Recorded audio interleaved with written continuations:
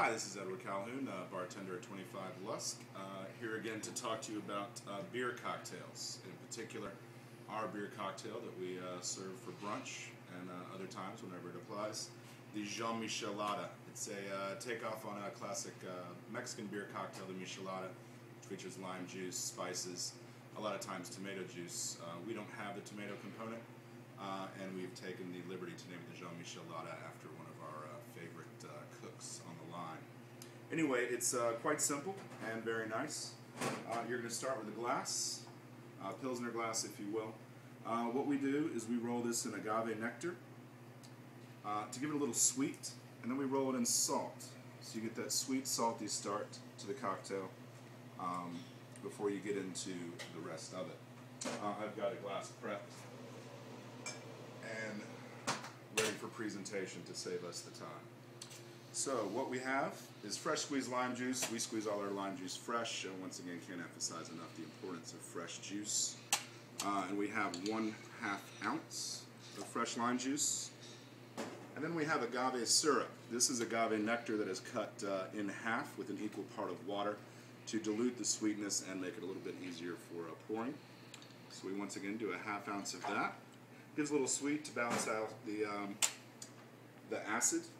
And then what we have for our spice is an habanero tincture. This is something that we have that is roasted habanero peppers in a low oven, probably about 25 minutes at about 225, just to dry them up a little bit so they'll absorb the liquid. And then we soak that in 100 proof vodka for about a month, strain it through a mesh strainer, and then cut it with water till it hits the right level of heat. Obviously habanero peppers are extraordinarily hot. They're these little orange guys right here.